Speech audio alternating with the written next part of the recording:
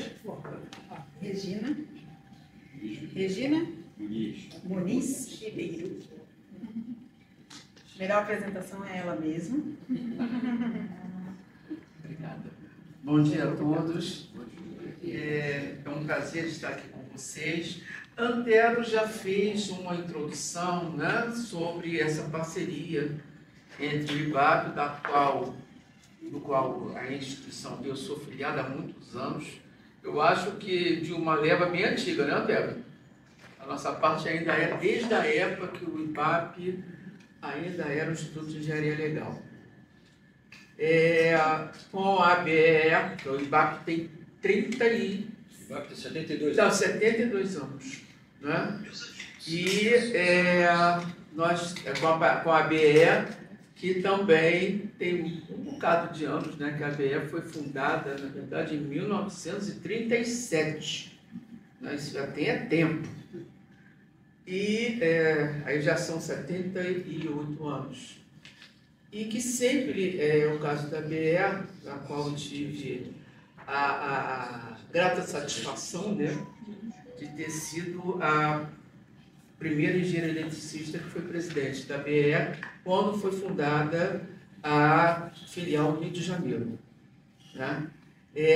O pessoal até me perguntaram hoje aqui, mas eu nunca tinha visto uma engenheira eletricista. Eu digo, tem, nós somos poucas, muito poucas mesmo, mas nós existimos e batalhamos assiduamente e com bastante fervor pela nossa profissão. E com essa parceria, na verdade, nós temos a intenção de fazer um esclarecimento aos condomínios, de uma forma geral, sobre a questão, não do carro elétrico em si, porque tem gente que confunde e pensa que nós vamos ensinar aqui como é que se fabrica um carro elétrico. Não é o nosso caso, porque não é nem o público para isso. Isso já houve uma pequena confusão anterior. Nós estamos aqui passando informações em termos de segurança dos condomínios para que haja a instalação dos carregadores de carros elétricos nas instalações dos condomínios. Como é que pode ser feito? Tá? Então, na verdade, eu não vim aqui fazer uma explanação técnica, porque, na verdade, nós não estamos, na maioria aqui, conversando com o corpo técnico em geral. Nós vamos fazer uma explanação para tirar certas dúvidas que surgem na cabeça de síndicos, porque não são do ramo, eles não são da área elétrica, então fica difícil, às vezes, eles entenderem quando vem assim, alguém com um linguajar muito técnico.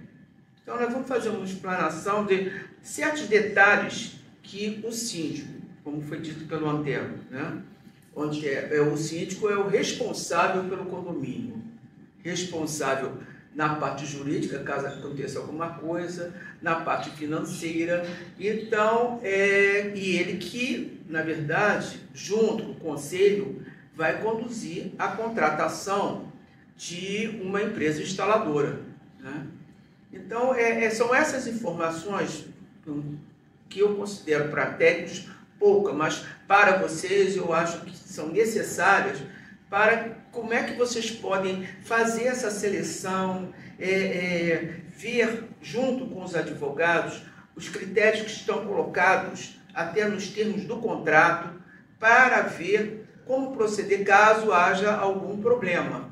Espero que não haja na instalação, porque uma instalação bem feita, ela, dentro da segurança, que a gente chama de segurança elétrica, ela coloca o condomínio numa situação de segurança maior, não só da instalação em si, como também dos condôminos, e tem uma outra ramificação que está ligada ali, que é a segurança dos empregados do condomínio, que de uma forma ou de outra eles estão expostos, porque eles tratam de faxina, eles mexem com produtos de limpeza, eles transitam por essas áreas onde existem essas instalações.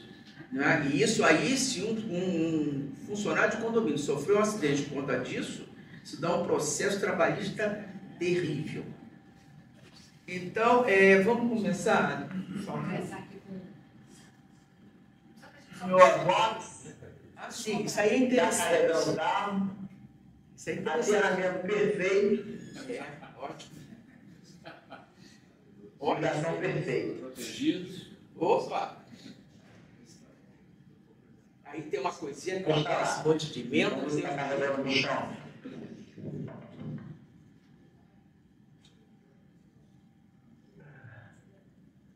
Carregando perfeito.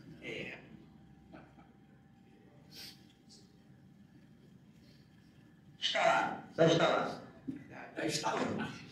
Vai dar onde?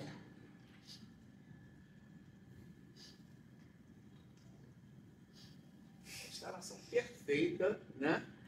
A gente começa a ver pela própria Isso instalação. vai É acontecer ótimo, muito. isso aí Inclusive, o Conselho não permite, a Assembleia não entende, e o dono do carro resolve carregar. De Na casa. sua janela. Janela que deu. Então, existem coisas assim inacreditáveis, né? Essa semana mesmo eu estive num condomínio que eu parei, aliás, essa semana não, eu estou até, esse negócio me perturbou tanto que eu estou achando que foi essa semana, não foi essa semana, foi sexta-feira, que foi algo assim, de tudo que o Antero sempre nas palestras dele, ele fala que não se deve fazer, né? E nas de área elétrica também, tudo eu encontrei lá. Até questão sanitária, mas enfim. São coisas que eles estão tentando, que é um prédio da década de 40, de onde ele falou, lá de Copacabana. Copacabana tem de tudo.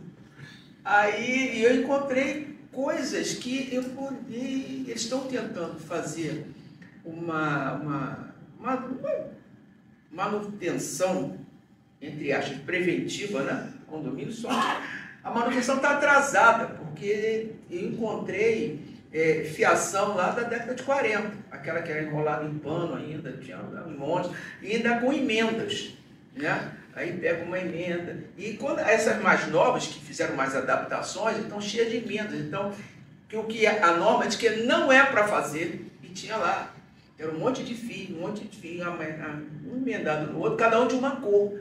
Então, fora dos padrões, né, exigidos, né, em termos de norma para se colocar a fiação no apartamento, e para cada fase, para neutro, tem uma cor específica.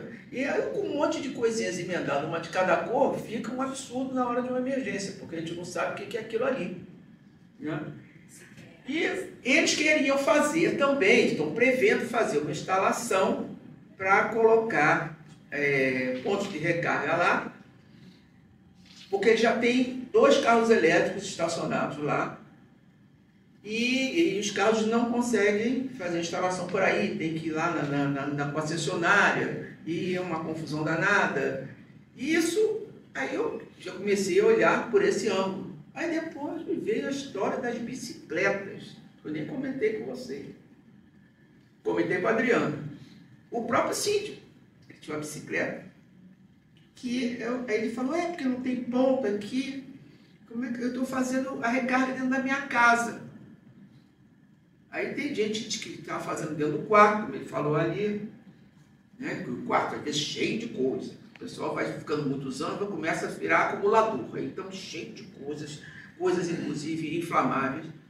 E eu falei, mas aonde vocês estão fazendo? Aí foram me mostrando, eu fiquei olhando aquilo. Aí eu falei, vem cá, mas esse prédio tem varanda. Se você não tem ponto lá embaixo, o certo é colocar lá embaixo. Por que você não coloca na varanda? Aí nos falaram assim, mas na varanda tem problema da salinidade, enferrujar as bicicletas de alguma coisa, dá algum problema, eu digo, é melhor enferrujar sua bicicleta do que pegar fogo na sua casa, você não acha? Então, são coisas desse tipo que a gente tem que observar. Aí eu fui ver um espaço que eles queriam tanto para carro como para bicicleta, que era o que a gente chama na engenharia elétrica de área confinada, né? Da engenharia de segurança também, que é uma área fechada com o pé direito, nesse caso, nem sempre o pé direito é baixo, mas o deles era muito baixo, tanto que essas SUV mais altas, ela não entra naquela garagem por nada desse mundo, e queriam colocar naquela área confinada aonde tinha a passagem da tubulação de gás. Eu falei, pelo amor de Deus. Aí ele falou, não pode fazer isso, mas vocês vão explodir esse prédio se acontecer alguma coisa aqui embaixo. E não há como colocar ponto de recarga aqui para carro. O máximo que pode haver é para bicicleta, e não é nem aqui, porque eles tinham uma área aberta lá no fundo, né? E eu digo, vocês têm que botar na área aberta, não é aqui. Vocês aqui, com tubulação de gás passando, ainda tem o PC ali, e qualquer emanação de gás aqui vai concentrar, e com essas instalações, porque havia também um problema, havia moradores, como o Antônio falou, tem moradores que são contra a mudança de instalação, não só para carro, até como a do prédio mesmo. Tinha uma ação lá que tinha morador que era contra. E aí eu fui olhar a instalação desse morador, era aqueles fios da década de 40, porque tem uns que acham que não é a primeira vez que eu vejo essa história não, que acham que aquilo é uma relíquia, porque é a história do Rio de Janeiro está ali. Tem isso também, que eu já vi ali, já vi num outro prédio, na Urca, que era mais antiga ainda, era da época, Antero, da Light canadense, que o medidor era da época da Light canadense, e eles queriam colocar não sei quantos splits, fazer mais não sei o que, ainda tinha um elevador, que estavam reclamando que o elevador não funcionava direito, dentro dos apartamentos ainda tinha elevador. Era coisa da época do Cassino da Urca, dos altos tempos. E aí não queriam trocar a fiação existente, porque, não, mas essa fiação, ela é inglesa, que era muito antiga, que era um emborrachamento bem mais espesso, né? Não, mas é uma fiação inglesa. Eu digo, mas ela está toda ressecada. Isso aí é um risco para dentro da sua casa. E tinha um casal que estava movendo essa ação, que eu falei assim, vocês moram só os dois aí? Não, nós temos 3 filhos, ainda tem a minha sogra, que é uma senhora de idade. Eu falei, olha, se pegar fogo não vai sobrar ninguém aqui dentro. Eu falei, tem que rasgar. Eu falei pro Ciro, tem que rasgar essa parede, tira esse negócio todo daqui, vocês vão tacar fogo nesse prédio, colocando um monte de split. Nesse outro Copacabana mesmo, com essa fiação enroladinha de panos, daquelas de 2,5, que nem existe mais isso, não se usa mais isso, tinha apartamentos lá com 6 splits instalados. Eu falei, pelo amor de Deus. E não queriam trocar. Então, são certas coisas, dificuldades que vocês, de repente, aqui nem tanto, que aqui as construções são mais novas, né? Mas nesses bairros, com essas construções mais antigas, desses bairros ligados ao Rio Antigo, nós vamos ter um monte de problemas desses. Que às vezes uma discussão, uma coisa que pode ser resolvida em meia hora, a gente passa às vezes a manhã inteira, como eu passei lá em Copacabana. Eu cheguei lá, eram 8h30 da manhã, eu saí de lá 1h30 da tarde. E assim mesmo eu falei, gente, eu tenho uma reunião daqui a pouco, eu não posso ficar mais aqui. Isso, vocês podem dar certo que quem está mais ligado a esses bairros mais tradicionais, mais antigos, vai dar para escrever livros sobre o assunto, né? Então, vamos começar aqui só com essa... Esse é da onde? Esse é direto, tá? Esse é diferente do meu. Então, nessa apresentação é mais um bate-papo mesmo, para dar algumas noções aos síndicos e administradores. Então, é sobre específica, voltando a falar, não é sobre construção de carga elétrica, é sobre pontos de recarga. Então, isso surgiu, essa preocupação, por conta desse boom que nós estamos vivendo agora de mobilidade elétrica sustentável. por conta desses BRICS, desses acordos todos que são feitos em Davos e etc., de diminuir, isso começou com a questão de reduzir o índice de poluição que nós estamos vivendo, né? Então, essa parte da mobilidade elétrica, ela foi muito difundida, principalmente na Europa. Depois foi adotado também pela Ásia, pelos Estados Unidos, mas começou nessa preocupação na Europa. Então, com essa história da mobilidade elétrica sustentável, o mercado consumidor mundial começou a tender a essa opção de tirar, não tirar totalmente, mas reduzir.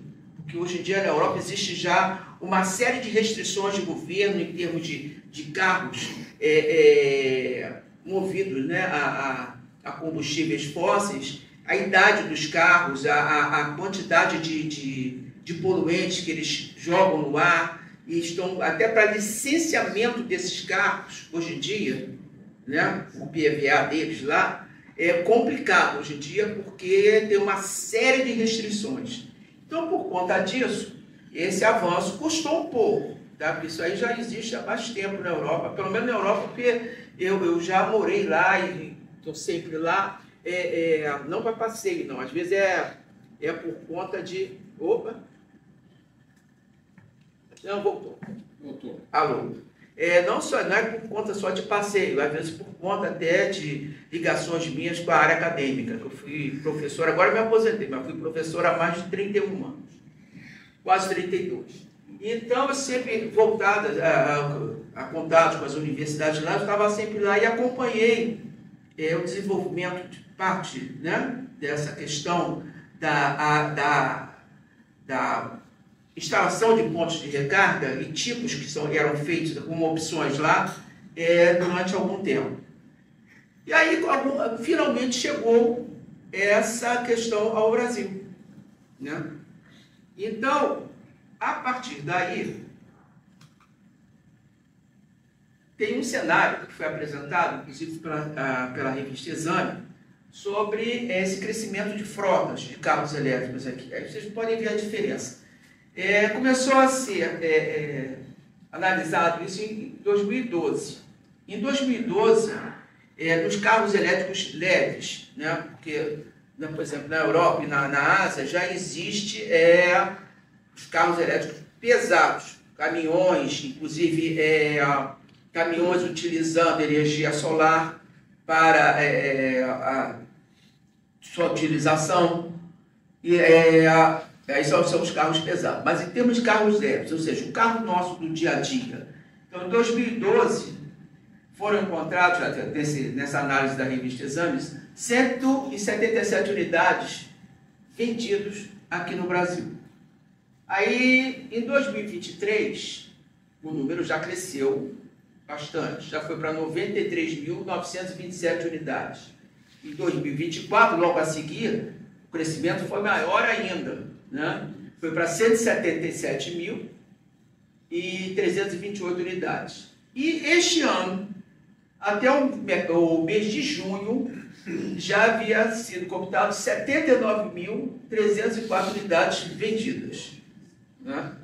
Então, a tendência até o final do ano é ultrapassar, em termos de unidades, a 2024.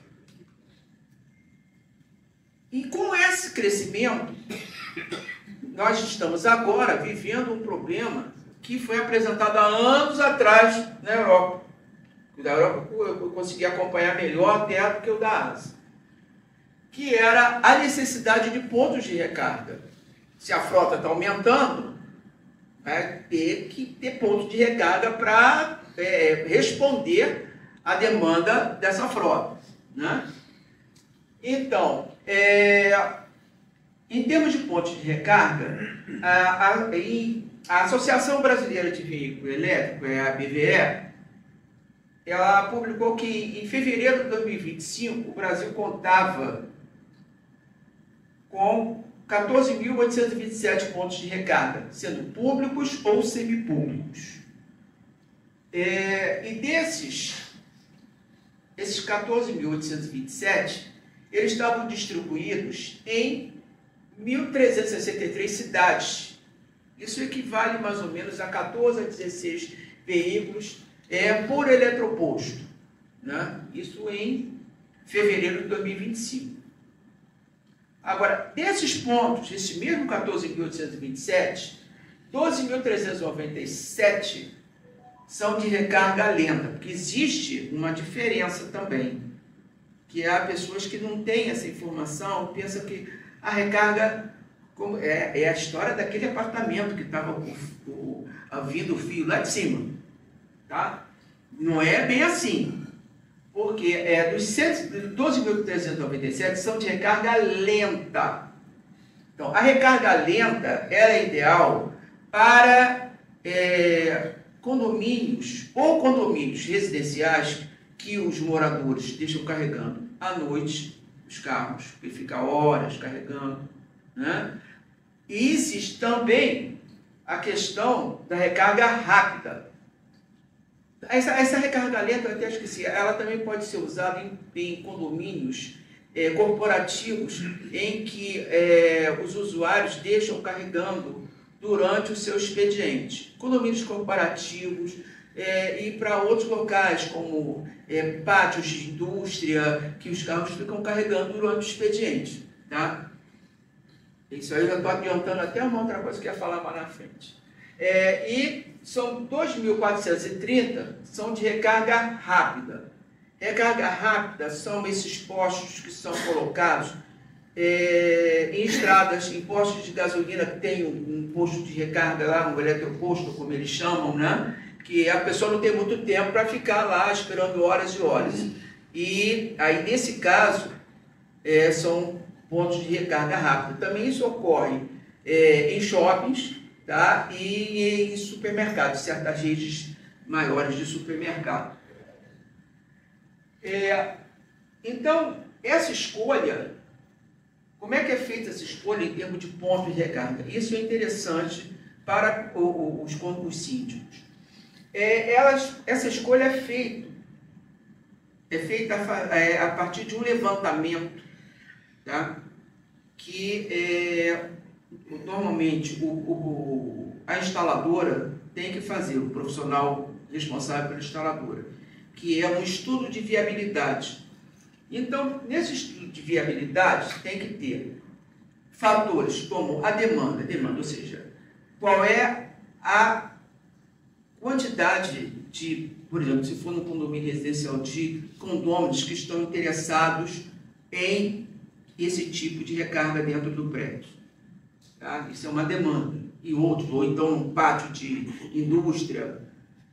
Outra coisa, o fluxo de veículos que existe no local, para saber questão de localização desse ponto de recarga, para não haver o que o Antero estava dizendo, inviabilidade de um condomínio caro, em que o carro é estacionado dentro da área do apartamento, e viabiliza por conta até da segurança elétrica ali. É impossível ter ponto de recarga lá. Então, isso é um outro fator, fluxo de veículos. Como é que vai ser feito isso? Tem rota de fuga? Tem que saber se tem uma rota de fuga. Caso de qualquer acidente. O tempo de permanência no local também tem que ser analisado. Se é para ser recarga rápida, se é para ser recarga lenta. E o custo da instalação. E tudo isso vai estar ligado ao modelo de negócio. O que é o modelo de negócio, quando falarem para vocês? Esse condomínio é voltado a quê? É residencial? É misto? É corporativo? É uma universidade? É um pátio de indústria? Qual é o tipo de usuário que vai utilizar essa instalação para recarga de carro? Então, como princípios básicos para essa instalação, são instalação que o pessoal chama, que eu botei até o termo, a gente não usa esse termo, mas eu botei porque é o que fala na boca de todo mundo, que são as tomadas, né? Tomada é o ponto de recarga. Elas têm que ser apropriadas para a recarga do tipo de carro que vai ser instalado ali. E qual a instalação, como vai ser a utilização, né?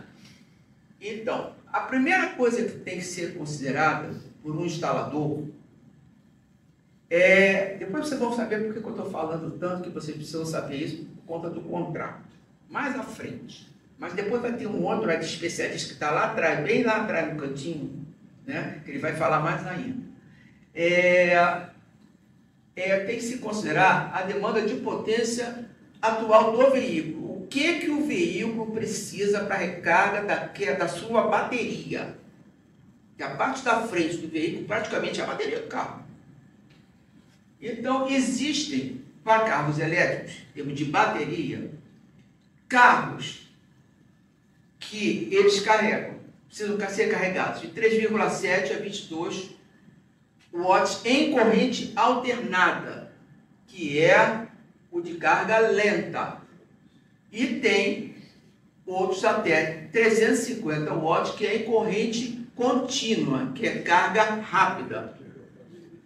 Então, para isso a gente tem que entender essa capacidade dessa bateria, ou seja, a gente não, o instalador, vocês são contratantes, e vão ter que ver a capacidade da rede elétrica da concessionária que chega ali. Porque o instalador, ele não vai só instalar, tem que ser feito um projeto dessa instalação de acordo com as normas da concessionária do local. Por exemplo, aqui no Rio, no estado do Rio, na cidade do Rio de Janeiro, a concessionária distribuidora é a Light. Agora, cadê? Voltou? Voltou. Ele está solução. Eu acho que eles falam em identidade e fica assustado. Aí, se nós atravessarmos a ponte, nós temos uma outra concessionária, que é a Enel. E pelo estado do Rio mesmo, existe parte do estado do Rio, do interior do estado do Rio, que tem fornecimento pela Light e parte pela Enel. E cada concessionária dessas tem a sua norma própria, que não é igual de uma concessionária para outra. Varia por uma série de coisas, desde o seu contrato de concessão. Eu não vou falar sobre isso, porque aqui, essa história de contrato de concessão é assunto de engenheiro eletricista. Então, o primeiro passo a se dar é fazer essa análise da capacidade da bateria e da capacidade da rede elétrica que vai fornecer a entrada para o estabelecimento, seja comercial, residencial, industrial. Voltando à história dos carregadores, né, que nós chamamos de carregadores, não de tomada.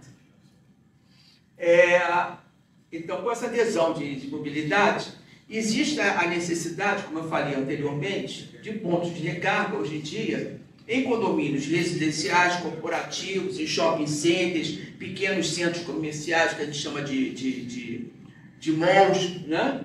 Que é um nome estrangeiro que foi adaptado, em supermercados mais avantajados, esses hipermercados que chamam, em hotéis e resorts, que a gente vê bastante, principalmente resorts, eles estão adaptando.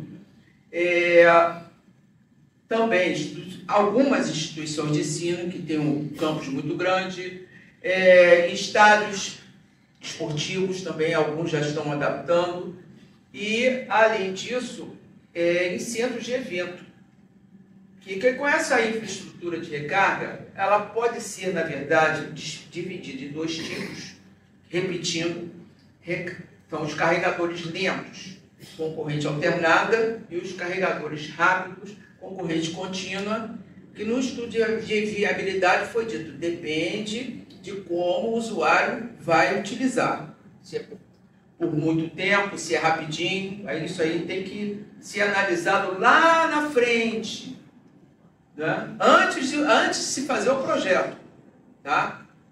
E o projeto não pode ser aquele projeto, que isso aí é uma coisa que dá problema à beça, que aí às vezes, quando se compra aquele projeto engavetado, né? Eu falo isso porque, por causa da área de perícia, né? A gente, às vezes, vê uns projetos que são engavetados, previamente prontos, que aí vende aquele projeto. Não, o projeto tem que ser feito para cada local, porque cada condomínio é um condomínio diferente do outro. As pessoas são diferentes, como disse o Antero. Tá? E a utilização também é diferente. Então, essas que se chamam tomadas de recarga, elas podem ser de dois tipos. Ou as sobrepostas, tá? Ou as embutidas. Em termos de segurança elétrica, a recomendação é que essas tomadas de recarga sejam embutidas.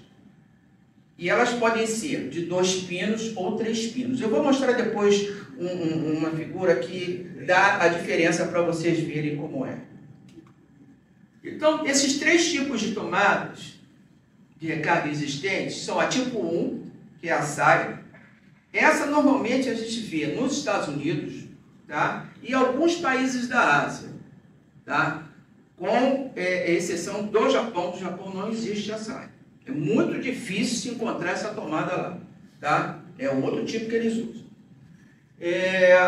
Que é, na verdade, um conector, que ele é de uma fase só, tá? Monofásico, e ele vai permitir o carregamento da potência até 7,4 kW a 230 volts e 32 amperes. É um tipo usado, ele é muito usado nos Estados Unidos. Tem o tipo 2, que é a Menex, que essa aí é a tomada utilizada na Europa. Essa aí que eu acompanhei mais de perto, tá? Que aí ela vai permitir o carregamento em corrente alternada e corrente contínua, e com potência de 3,7 a 50 kW. E tem a terceira, que é a tal da Chadevô, que o pessoal chama, que é a tomada japonesa. Essa tomada japonesa, ela vai permitir, para carga rápida, porque tudo no Japão é rápido, ninguém tem tempo para ficar com carga lenta, né? Tudo ali é corrida. Então, geralmente, ela permite carregamentos rápidos, que é em corrente contínua, com potências até 1,5 kW. Essa tomada, ela normalmente, ela tem umas características diferentes, que é aquilo que o Antero falou, que existem certos carregadores que, quando atinge o limite da carga necessária, tá? Da potência necessária, a alimentação é cortada. Essa tomada é assim. Aqui, eu não sei como é que eu vou fazer, porque aqui pareceu pequeno. Eu não sei se eu vou conseguir ver isso. Essa aqui é a tomada, esta primeira aqui, é de supercarga, que chama, que essa aqui é a tomada japonesa. Tá? Essa aqui é a tipo 1. Por que tem esse monte? Por que não pode ser de 2, 3 pinos? Tem entrada para 2 pinos e entrada para 3 pinos. Tá? É uma outro modelo de tomada tipo 1, aqui. Essa é da Menex, também para 2 pinos e 3 pinos. E um outro tipo de Menex. E essa aqui é de certa forma, adaptação dessa aqui japonesa. Tá? Isso é o que vocês vão ver pelo mercado de uma forma geral. Quando mostrarem para vocês, e vou mostrar foto, logicamente o instalador vai vender informação. Então vai mostrar as fotos e vão saber mais ou menos do que se trata. Então, por conta disso, nós vamos falar alguma coisinha aqui sobre a instalação em si.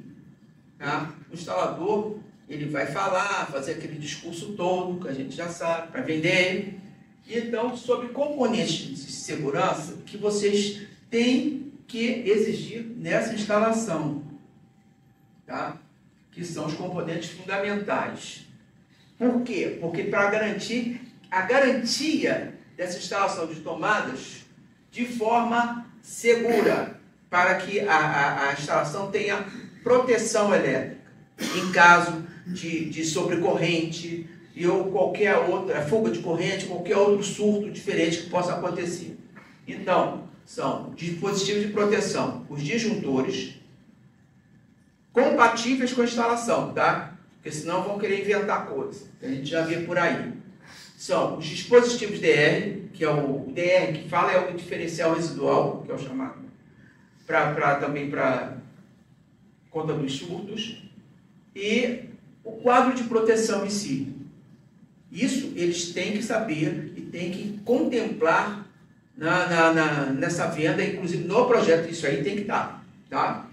Isso aí tem que estar de acordo com as normas técnicas vigentes, e também com algumas observações do Corpo de Bombeiro. Então, para manuseio externo, ou seja, alguém vai chegar lá, um proprietário de um veículo, ele vai fazer um manuseio externo, ou seja, ele vai pegar aquela tomada para instalar no carro, abrir ali a capinha e vai instalar. Então, é um manuseio externo. Antes da recarga e durante a recarga, é feito através de um carregador, que é aquele negócio, ligado ao carregador que está lá pode ser na parede, que é o wallbox, ou em estação de parque, station park, que é aquele totem. Normalmente, em área aberta, é usado aquele totem, que ele fica no chão, né, e a pessoa vai lá e injeta ali o carregador. Geralmente, é assim que se faz. Normalmente, em condomínio, a não ser que seja em área aberta, normalmente é feito o wallbox, tá? Que é na parede. Condomínios, principalmente em shoppings, a gente vê muito, é tudo na parede. É difícil ver. Agora, por exemplo, em resort e posto de gasolina que tem um eletroparque, normalmente eles fazem com o station park, é em totem. Difícil ser na parede. Então, esse é o tipo de parede, tá? É o wallbox.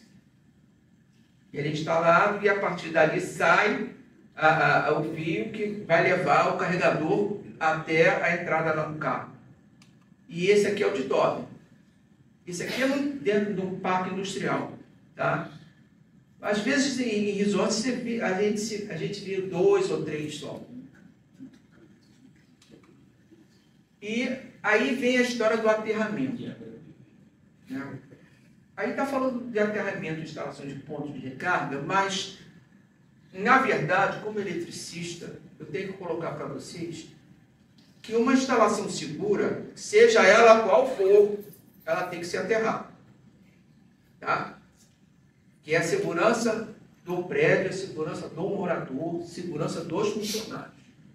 Então, o sistema de aterramento, ele tem que ser adequado, ou seja, ele tem que estar dentro das normas, tanto estabelecidas pelas NBRs, que a gente chama, né?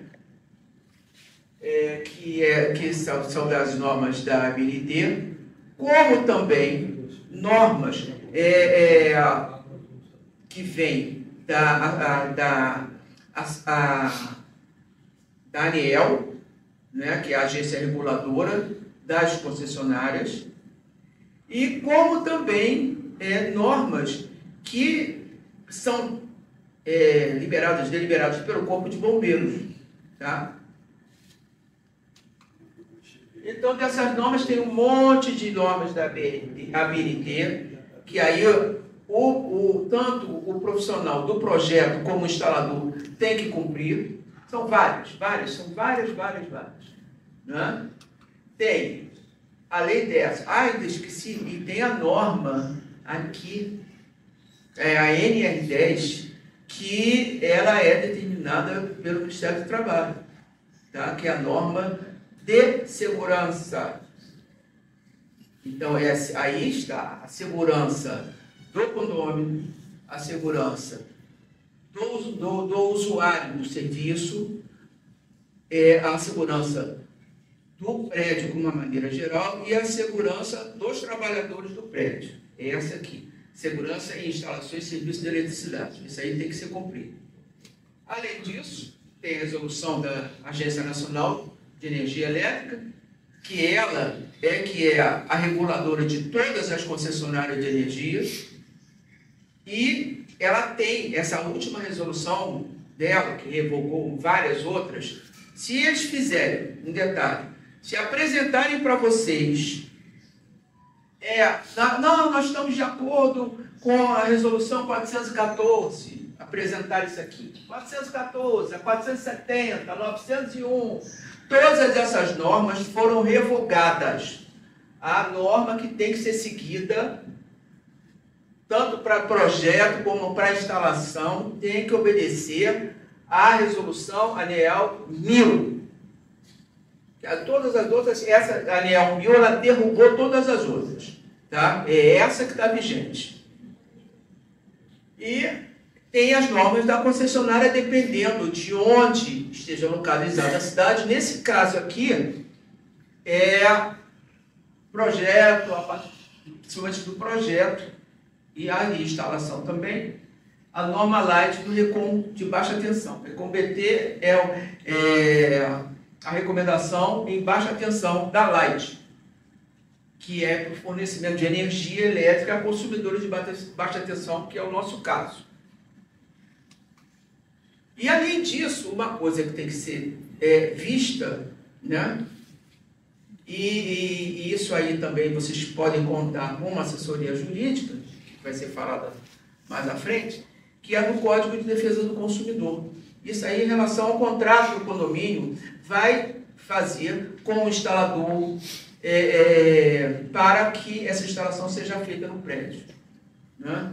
Para estabelecer que o Código de Defesa do Consumidor, ele vai estabelecer as normas de proteção e defesa do consumidor. Né? E vai agir favorável aos direitos básicos de cada consumidor. E, por conta disso, por conta de essas normas, dessas recomendações, as normas regulamentadoras também da Agência Nacional de Energia Elétrica, que existe a necessidade de, ao vocês fazerem um contrato para esse tipo de instalação, vocês contratarem um profissional que seja habilitado, e não o seu Zé das Couves da esquina. O seu Zé das Couves da esquina é um problema. Pode ser um facilitador, inicialmente, mas uma dor de cabeça tremenda mais à frente. O seu Zé das Couves da esquina tem soluções fantásticas que a gente fica assim atormentado. Porque quando o profissional ele é habilitado, ele é registrado no seu conselho.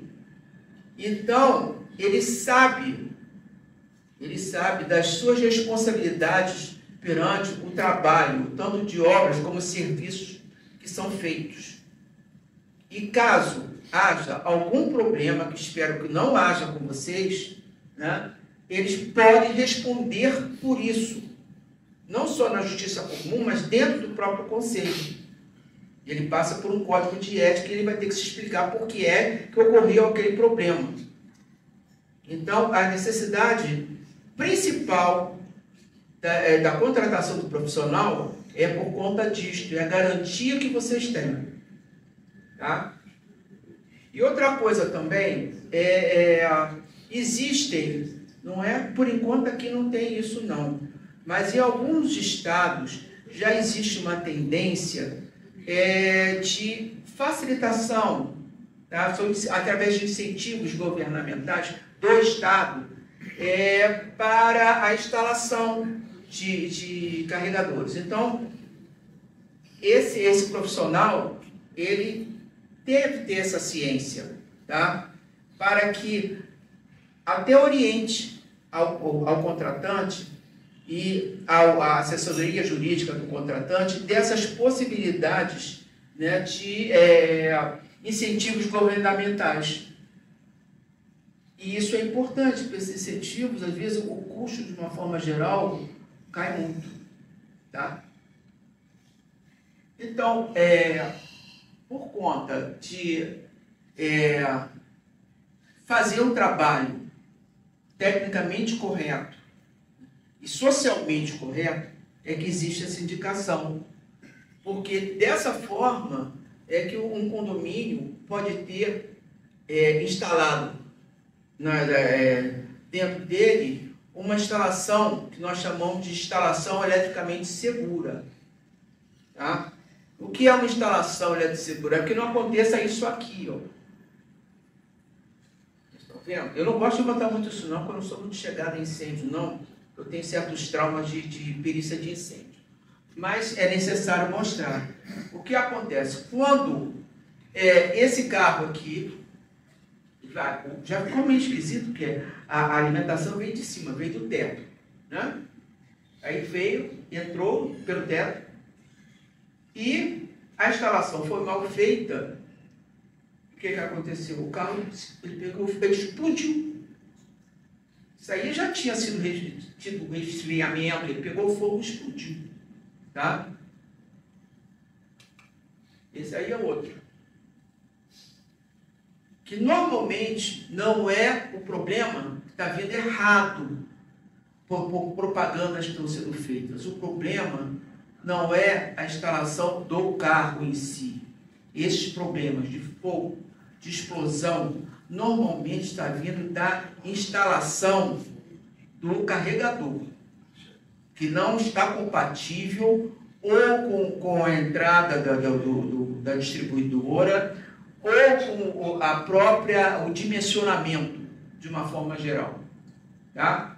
Então, é bom pensar bem antes de mandar seu Zé das Couves fazer as coisas, porque nós não temos a garantia de podemos ter um dissabor desse desnecessário. Mas o Zé das Couves cobra mais barato, mas e isso aí depois? Zé Faísca. Né? Não, eu chamo de Zé Faísca não. Zé Faísca é outra coisa. Depois eu explico para você o que é o Zé Faísca. O Zé Faísca é para instalação comum.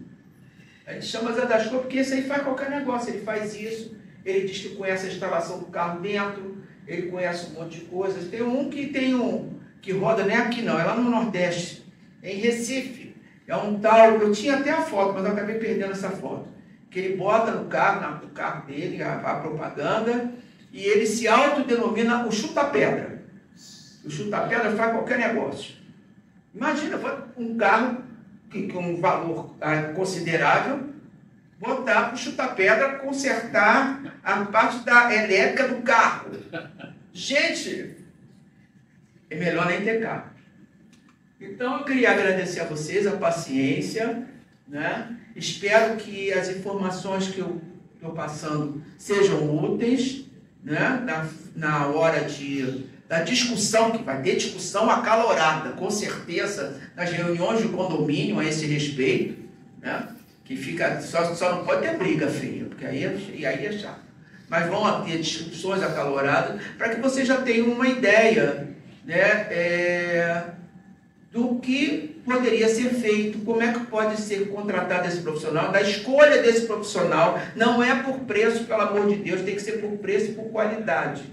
Que às vezes esse condomínio que eu fui, a instalação que eu fui ver, que eu fiquei assim atordoada, o próprio síndico falou para mim que a escolha foi pelo preço e não pela qualidade de serviço. E agora está cheio de problemas lá. Né? Então era bom, de vez em quando a gente tem que parar e pensar que nem tudo da vida é preço barato não. Às vezes o preço barato dá um prejuízo depois tremendo. Tá? Muito obrigado a todos e espero ter contribuído com vocês.